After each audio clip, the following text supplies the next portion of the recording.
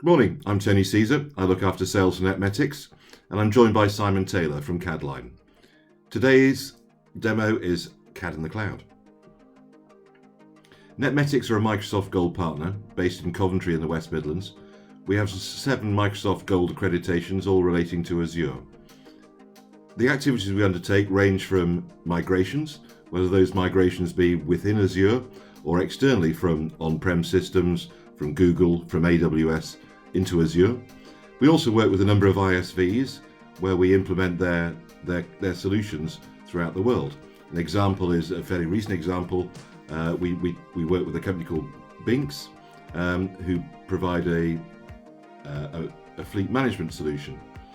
Recently, we implemented in Microsoft Houston for delivery out to a rental firm in Mexico City, and across the other side of the globe, a similar thing for the New South Wales government being delivered out of Sydney.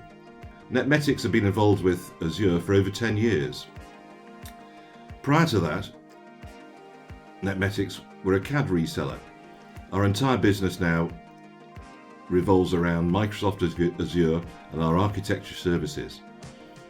Some 6 months ago, changes to Azure meant that CAD was possible to utilize within Azure, and today we're going to show you how that's done. CADline are the UK's largest AutoCAD distributor. Whilst Netmetics focuses on the architecture, CADline focuses on the solution. And today we're going to show you how both CADline and their clients are using Azure as an alternative to on-prem systems. So inside of here, we're working inside of a web browser and connecting to our CAD in the cloud server. Yeah.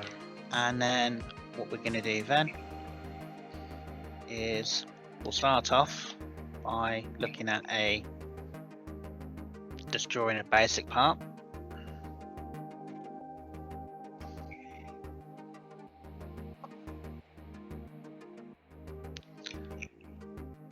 So just doing our usual thing where we're starting a new part, we're picking the plane we want to draw onto, and then we're just going in and putting in some dimensions to make sure it's fully constrained.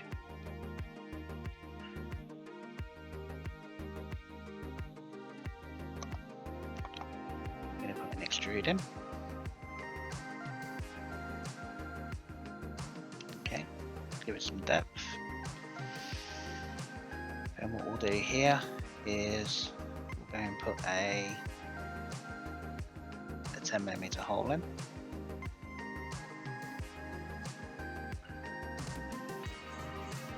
And we're just going to put some dimensions in just to position it. Just going to quickly fine-tune the sketch. And just put a dimension in between there and there.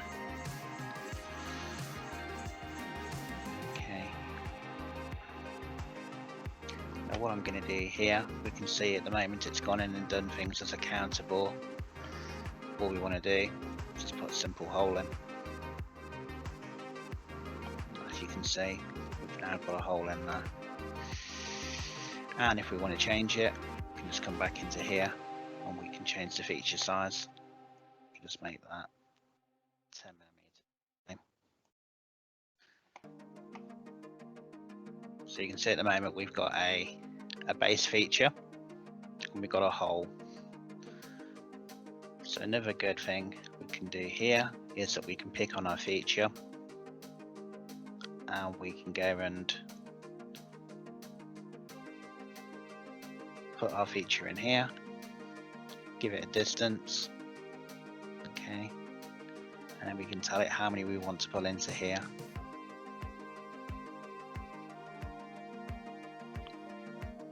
So, and we get a nice preview of what's going to happen. Okay. What we can also do as well is we can put another row in. And again, same principle again.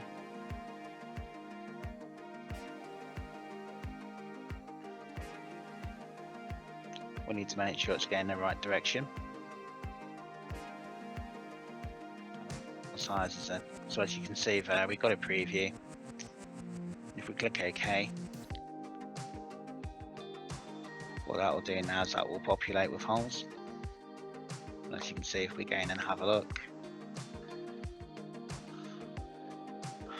we've got even spaced holes. Okay. So this gives you an idea of what the performance is like with just a simple part with a lot of holes in it, because there's quite a lot of calculation work to do on this. It's And what sort of feedback are you getting from clients who are used to obviously having their on-premise servers and are now either using or trialing Azure? I think they're pleasantly surprised at the performance levels they get, bearing in mind the fact that they're doing their CAD either through using a client or using a web browser. So for them, it's not so much of a concern anymore with the hardware side of things. Whereas before they'd have to look at buying an expensive workstation. Now they can look at having a much cheaper system for being able to run their CAD software. And I'm guessing the portability is important to some clients as well, where you've gone through the cost implications, but people who are mobile and need to be on a site, presumably they can get similar performance from a laptop as opposed to an expensive workstation. Yep, exactly. That's the big difference. Not only that, now because of how we work now, you have more accessibility. So your your software's available from anywhere. So you don't have to be in your office to be able to use your software. You can now, you can do everything on the web. So it gives you a lot less restrictions than you would have ordinarily have had a little while ago when it comes to doing CAD. And particularly important, I imagine, Simon, during the current situation where possible people are working remotely, that's useful. When we get back to normality, and clearly some people are still going to site and everything else, but whilst we're still in these controlled environments, suddenly people can work wherever they are. Well, this is the thing. I mean, not everyone that works from home has the ability to be able to take home a company PC or a company laptop. So they could be running on a lower powered machine, and they can still carry on doing their work with little to no performance issue. We've been able to do so. So it gives them and we're suggesting that we do understand that people have investment in their hardware, so we're not suggesting that people junk the hardware, but when it comes up for refresh, consider using Azure instead, and perhaps trial now to be ready for those replacements whenever the time comes. Exactly. I mean, the difference between basically going out and buying a workstation to buying a more mainstream system, the cost difference is quite considerable. So fundamentally, the performance comes more into it with what you get on Azure, more so than what you get with the actual machine you're actually using for doing it. So the specifications you need for running the software become less, because it's been hosted on the Azure side and not on the actual locally on a PC or a laptop. And presumably these changes were made with Azure some kind of 12 months ago, just before the pandemic started, and they're principally improvements in graphics capability. Now, during the last 12 months or so, have you seen anything that suggests to clients that the performance is actually better in Azure, or are we saying it's as good as? It's as good as, and I think as time goes on, I think it can only get better. I mean, just to give an example, if I go and load in an assembly that has a great number of parts to it, as we can see here. So this is a part that's made up of sub-assemblies. As you can see, if we zoom in, we can see there's quite a lot of parts in them. But if we want to go in and manipulate things, rotate around, the performance is pretty good. And if we want to go in, for example, and do an edit, I want to go in and edit an individual part, let's say. So you can see there we have a part. And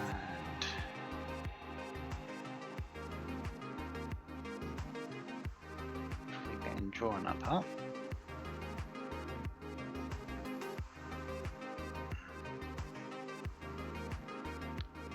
So what we'll do here is we'll just make a slight modification.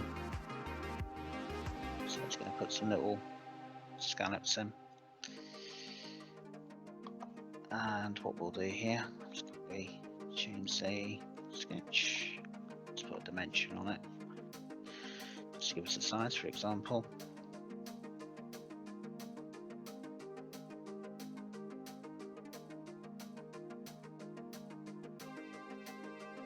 So that's defined.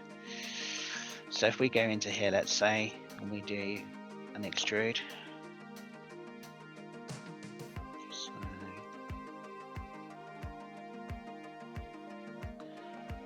and what we're going to do is we're going to do a cut.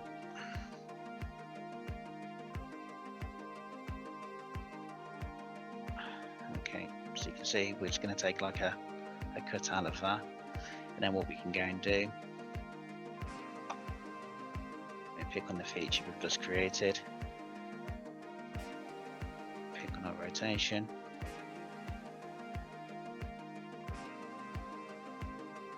and you can see as we go, we get a preview. Okay, so you can see now we've changed that part, made some modifications to it. If we're going to save that now,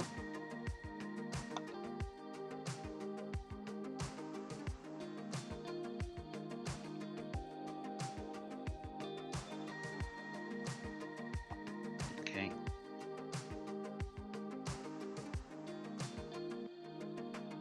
and then if we come back into this one, you can see that it's updated into the sub-assembly that was created. And then if we go into here, we can see that it's updated again, and it's updated completely into our assembly. Modifying a single part, it's quite straightforward. It can be put back then into its original assembly and sub-assembly with the changes made. And as you can see, it's quite quick and quite responsive to do that. Yes, and if you're a current CAD-line client, please do contact your usual contacts within CAD-line, and we'll arrange for a demo, often, or a trial. Often seeing is believing, but this is applicable both for CAD-line's clients, and also if those very same clients have a different version of CAD, by all means we can help you with that. We are completely CAD independent, and we are experts in Azure as opposed to the CAD software itself. Is there anything else that you think might be useful to have a look at, Simon? Is it worth talking about, for instance, I'm not sure if Vault is one of your areas of expertise? Yep, so we can have Vault integration with this as well. So essentially we can have CAD in the cloud, but we can also as well have our files stored in the cloud as well. So again, this kind of lends itself again to remote working, so that we can have all our files stored in the cloud, and then they're accessible from anywhere. Whereas before, we'd maybe have a server in-house, which we would connect to. Obviously, with remote working, there are ways we can do things like VPN and stuff. But the idea with having Vault in the cloud is it gives us a lot more scope for accessibility for our files. Lovely. And again, we're not having to worry about putting infrastructure in place to run it inside of our company. Okay. So like having a dedicated server and stuff. Whereas if we go down Vault in the cloud, that's all taken care of for us. And I think that's where we, Netmetics and CADline has seen a lot of activity over the last 6 months is clients taking that first step and using it for Vault.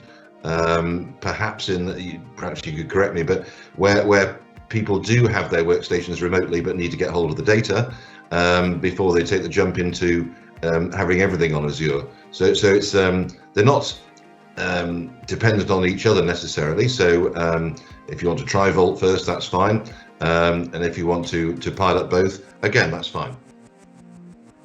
I think what we're tending to find now is you're getting a lot more people looking at Vault and trying it out on the cloud before looking at putting an implementation in place, whether that be actually with their own dedicated server or having used the one in the cloud, going down that route because they can see where it offers them some advantages. Okay, that's great. Just trying to second guess anybody who might be viewing this from being a CAD expert point of view. Is there anything else, Simon, that you think is worth a quick show? Clearly, if people are interested, they'll get in touch and we'll organise a pilot. But anything else you want to add? No, not really. I think anything I can suggest is if customers are interested in testing the technology out for themselves, get in touch and have a look. We're quite happy to look at doing trials with customers if they want to see what this technology can bring to the table for them. Fantastic.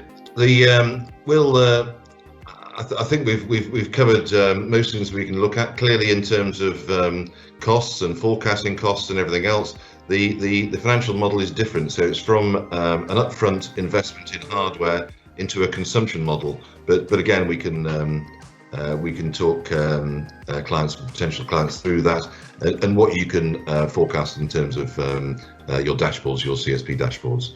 So thank you very much to Simon from CADline. And please do get in touch. The contact details will be popping up at the bottom of the screen shortly.